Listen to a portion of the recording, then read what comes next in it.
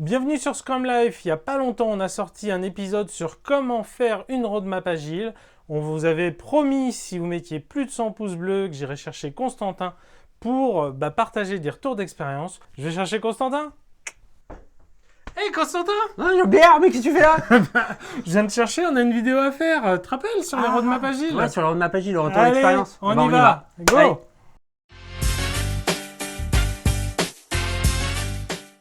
Je suis Jean-Pierre Lambert et avec Constantin Guay, nous animons Scrum Life, la première chaîne YouTube française qui parle d'agilité, sans détour, sans tabou et avec humour. Et si c'est le genre de sujet qui vous intéresse, abonnez-vous et pensez bien à activer les notifications. Et en fin de cette vidéo, on vous annonce des petits changements sur la chaîne. Alors si ça vous intéresse, restez bien jusqu'au bout. Bon, Jean-Pierre, comme tu l'as dit dans l'épisode, c'est souvent une vraie difficulté pour les équipes de répondre aux demandes de roadmap de la part de sponsors ou de parties prenantes. Donc pour toi, quand tu arrives avec une équipe, comment tu fais pour les aider à répondre à ça? Et ça, c'est des choses qu'on a déjà expliquées dans les épisodes. J'essaie de les convaincre qu'ils n'en ont pas trop besoin. Et pour être complètement honnête et transparent avec vous, je l'avais dit lors d'un live, tant que je n'avais pas fait cette vidéo sur les roadmaps agiles et notamment avec le Lean Roadmapping de John Abasto, pour moi, il n'y avait pas de bonne manière de faire une roadmap. C'était tout le temps superflu, inutile. Ça créait plus de problèmes que ça n'en résolvait. Et globalement, mon expérience, c'était surtout ça. À chaque fois, souvent, c'était des choses complètement inutiles, très lourdes, qui servaient à rien, où on ne le sentait pas bien. Pour faire écho à la vidéo, justement, où en fait, c'était un release planning qu'on nous demandait, mais avec une temporalité de roadmap sur des mois et des mois. Donc forcément, c'était un peu compliqué. Il y avait quand même une tentative qu'on avait faite qui était pas mal parce qu'elle était très tactile, très visuelle. On avait récupéré un genre de grand tableau, un truc très léger en plastique, je ne sais pas trop d'où ça venait, etc. Donc c'était grand, ça devait faire peut-être 1 mètre sur 2. Et on avait fait des lignes de nage pour les différentes choses. On mettait des post-it, on essayait de représenter aussi la longueur des sujets comme ça, et avec l'idée qu'on puisse l'échanger pour vraiment l'amener comme un outil de travail. On est là tous ensemble et on essaye de voir du coup à quoi elle pourrait ressembler. Donc on a ces sujets plus ou moins gros, plus prioritaires, moins, et on les bouge. Voilà, donc au moins il y avait ce côté-là plus efficace. Voilà, c'était pas un truc qu'il fallait mettre dans un PowerPoint, galère avec tout à caler au pixel, et puis au moins de changeant, on était reparti pour un tour. Et on était là et on interagissait ensemble. Voilà. Cependant, après, autant que ça fait plaisir, hein, on est agiliste, on aime bien toucher du post-it. Au final, est-ce que c'était utile? De manière marginale, je trouve. On n'était pas justement dans cette vision du Lean Roadmapping où c'était un prototype de la stratégie. Ça restait une roadmap, au sens où c'est quoi tous les trucs à faire, combien de temps ça prend et dans quel ordre. Et ça, c'est de la prédictibilité qu'on cherche, et ça, c'est généralement, ça cause plus de problèmes qu'autre chose, quoi. Moi, on m'a récemment demandé de faire l'exercice avec une équipe de roadmap, comme tu disais, d'avoir de la prédictibilité. On avait un avantage, c'est que ça restait à relativement court terme, puisque c'était que quelques mois, c'était sur 6 mois. Ce que j'ai proposé de faire aux product owners pour répondre à ça, c'est en fait de réfléchir déjà, avec les utilisateurs et les sponsors en termes d'impact, c'est-à-dire déjà quels sont pour eux les points importants de l'impact qu'ils veulent avoir sur le produit et sur les utilisateurs. Tu en avais déjà parlé un petit peu de ce principe-là dans l'épisode. Puis du coup, c'était de réfléchir ainsi, et ce que j'ai apprécié, c'est que ça a permis aussi pour moi d'amener aux product owners la notion d'objectifs de sprint qui eux-mêmes sont liés à des impacts.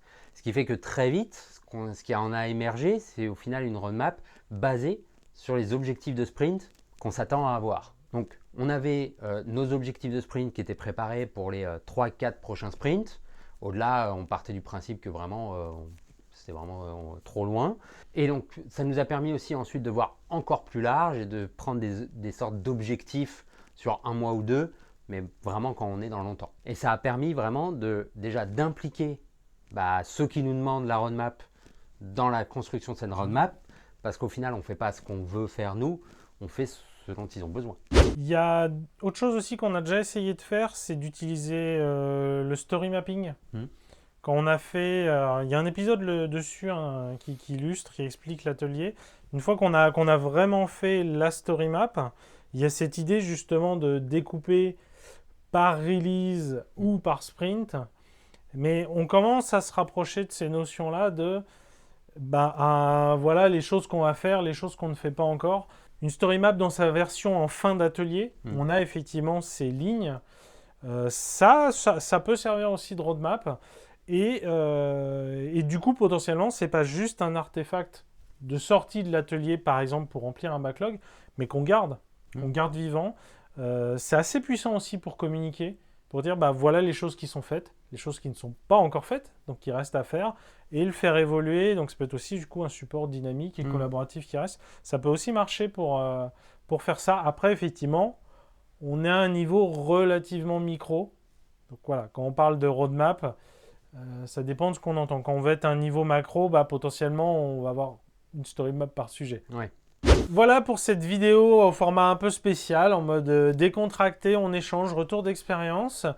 Si vous l'avez apprécié, un pouce vers le haut, et puis mettez-nous dans les commentaires pourquoi vous l'avez apprécié, et puis aussi partagez-le à quelqu'un qui l'apprécierait. Puis si vous ne l'avez pas apprécié, on serait très heureux aussi que vous nous laissiez un commentaire, là encore, pour nous expliquer, et qu'on puisse s'améliorer évidemment.